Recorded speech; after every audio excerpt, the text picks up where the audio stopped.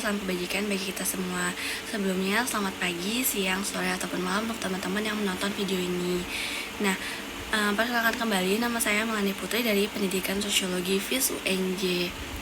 Teman-teman, di video ini saya ingin membahas terkait salah satu program pemerintah yang pasti sering banget kalian dengar, karena ini jadi trending topik di kayak misalkan di TikTok ataupun di Twitter ataupun di Facebook, pokoknya di media dan juga berita itu sering banget dibahas. Ya, pasti kalian tahu programnya itu adalah MBG atau makan bergizi gratis. Jadi sebenarnya kalau misalkan kita ngelihat dari niatnya dulu, yang pertama, sebenarnya niat atau tujuan dari MBG ini bagus. Kayak misalkan sebenarnya pemerintah tuh pengen masyarakat atau anak-anak Indonesia tuh mereka ngerasain yang namanya makan makanan bergizi yang gratis, entah itu dari mungkin dari kelompok sosial ekonominya yang dari bawah maupun sampai menengah ataupun atas, itu merasakan hal yang sama, nggak jadi ketimpangan gitu.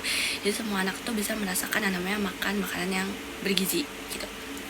Nah, tapi nyatanya sebuah program itu nggak bisa dilihat atau kita nilai dari tujuan atau niatnya aja, tapi gimana realitas dari tempat pelaksanaannya. Kayak misalkan negara kita nih, realitas sosial dari negara kita harus bisa melihat itu, yang dimana kita tahu negara kita itu luas, kita tahu negara kita itu besar, ada berapa provinsi, ada berapa pulau, berapa ribu gitu. Kalau misalkan selanjutnya ada berapa ratus kelompok etnis mungkin ya, dan kemudian apalagi di daerah-daerah beberapa daerah di luar Pulau Jawa mungkin ya teman-teman, ada beberapa yang masih tertinggal gitu. Salah satu contohnya daerah-daerah yang ada di Sumatera mungkin, ataupun di Kalimantan, di Sulawesi, ataupun di Papua gitu, kita pasti tahu. Nah, terus kalau misalkan kita ngomongin soal MBG pasti banyak banget tantangannya.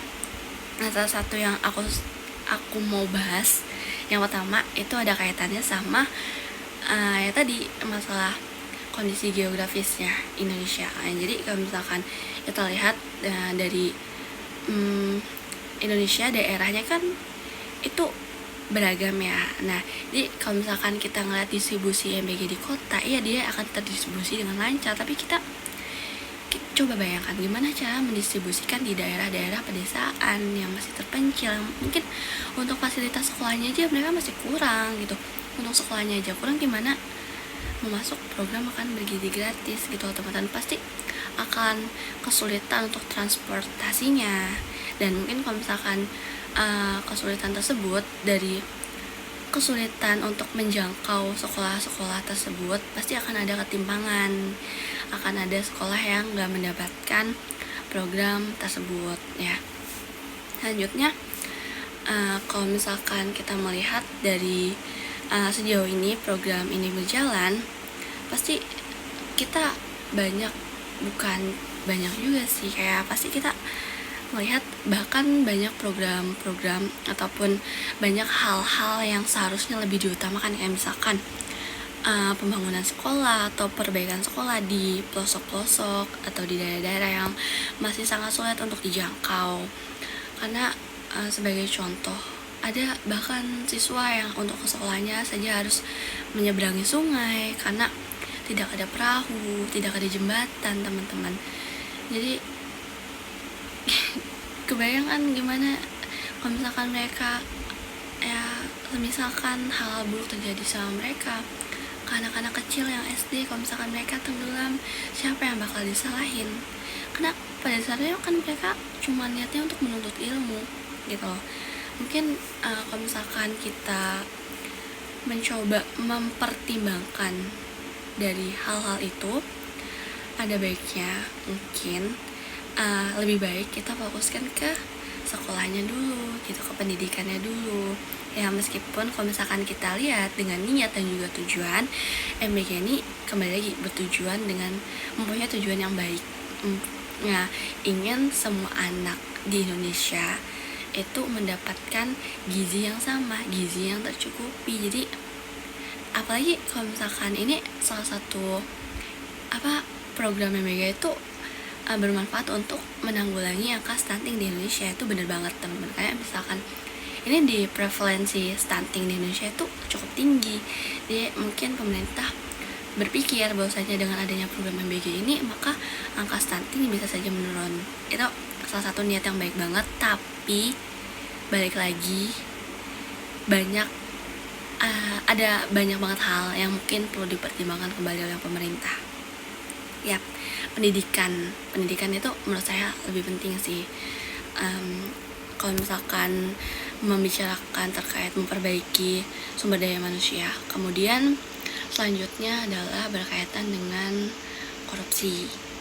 Yang kita tahu sampai saat ini banyak banget kasus korupsi yang terjadi dalam program pelaksanaan program makan bergizi gratis gitu.